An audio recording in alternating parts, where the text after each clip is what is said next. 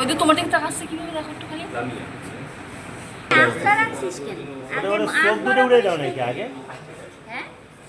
পুরো 3:30টার দিকে বাচ্চা হচ্ছে একা একা মানে হাঁটতে শিখছে, তো গেট খুলে নাকি বাইরে আসতেছিল, তখন ও ছিল ওইখানে পাগলটা থাকালীন অবস্থায় ও বাচ্চাটাকে তেড়ে যাচ্ছিল, ওই সিসিটিভিতে ফুটেজে দেখছে।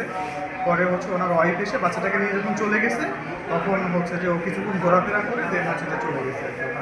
ইভেন ওকে এই এলাকায় আগে পরে কখনো দেখা যায় না, এই এলাকায় ওকে আজকে প্রথমে দেখা গেছে। আপনার হচ্ছে ওই যে মসজিদের সামনে ওই যিনি ওই যে চটপটি বিক্রি করে, তারপর ফাস্টফুড বিক্রি করে, আমাদের কাছে আমরা জিজ্ঞেস করি যে আপনারা কি আগে করে কখন দেখছেন, বলে যে কেউ বলে যে না দেখি নাই, প্রথমই।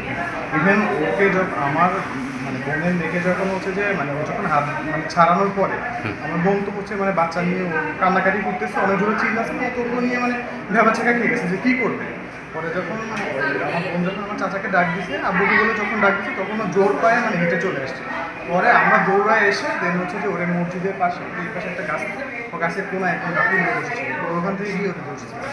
আজকে ইনভাইট ছিল বাসায় সবার, ঈদ উপলক্ষে সবার দেওয়া ছিল, ওরা হচ্ছে সেই উপলক্ষে আসছে। আমরা বাইরে হাঁটাহাঁটি করতেছিলাম, আমার বোন আর বোনের মেয়ে আর ওর বোন আগে দৌড়াতে ছিল।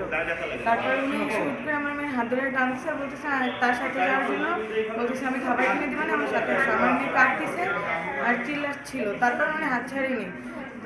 তারপরে আমি দৌড়ে বাসা থেকে বেরোয়, উনি হাত ছাড়াইছে, পরে আমার আপুরে ডাক দিচ্ছে, পরে উনি দৌড় দিয়ে আর কি সবুজ বাগের পিছনে এসে পলাইছে। পরে আমরা ভাই বোনেরা সবাই মিলে বেরোয়, উনি খুঁজে বের করে পুলিশের কাছে।